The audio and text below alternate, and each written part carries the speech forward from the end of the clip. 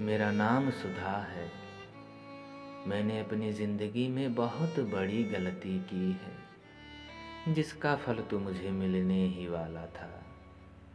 ये उस दौर की बात है जब मैं स्कूल में पढ़ा करती थी।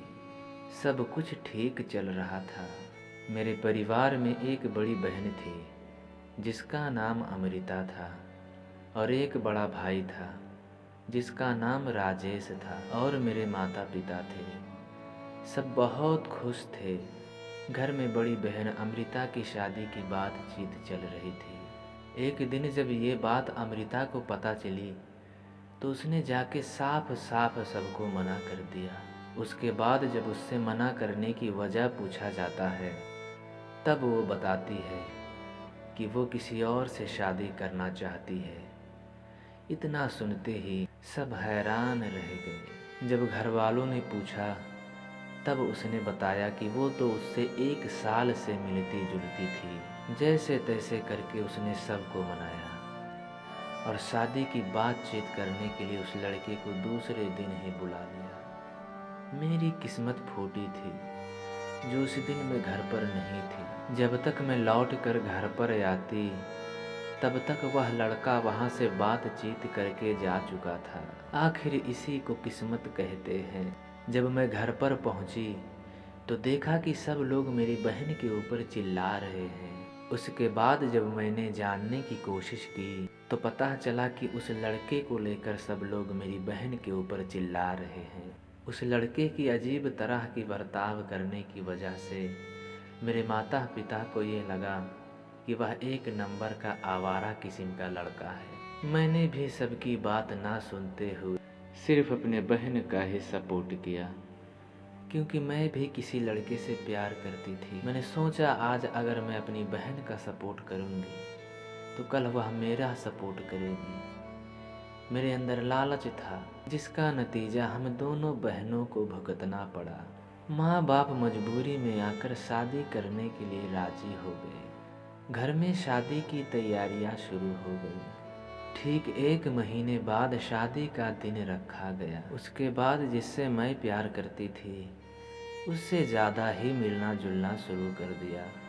मुझे उसको जानने के लिए समझने के लिए 1 महीना था, लेकिन उसने अपनी बातों में मुझे इस कदर फांस लिया था कि मैंने उसके बारे में कुछ जानने की कोशिश ही नहीं की। मैंने यह फैसला कर लिया था कि मैं अपनी बहन की शादी के दिन ही सबको बताऊंगी कि मैं भी किसी से प्यार करती हूँ। ना मैं उसे जानती थी ज़्यादा, ना वो मुझे जानता था ज़्यादा।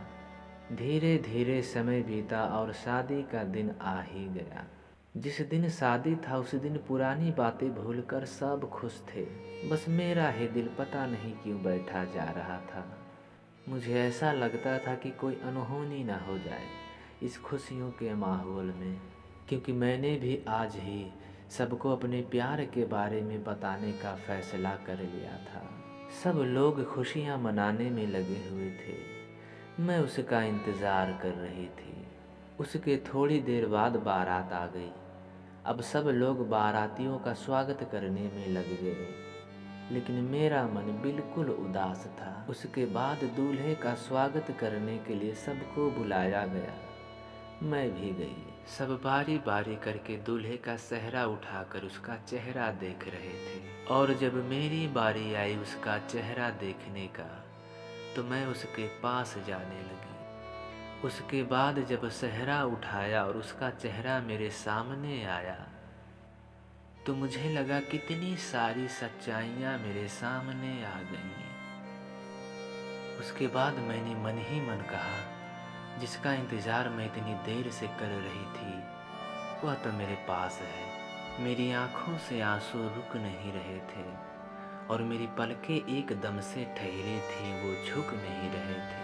उसके बाद मुझे वह दिन याद आने लगा जब मैं पहली ही मुलाकात में इसको अपना सब कुछ मानने लगी थी।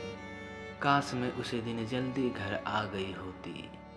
जब ये मेरी बहन की शादी की बातचीत करने मेरे घर आया हुआ था न मैं स्कूल से आते समय इसे रास्ते में मिली होती और न इसके खूबसूरत चेहरे के पीछे छुपे हुए बदसूरत चेहरे से मुझे प्यार होता।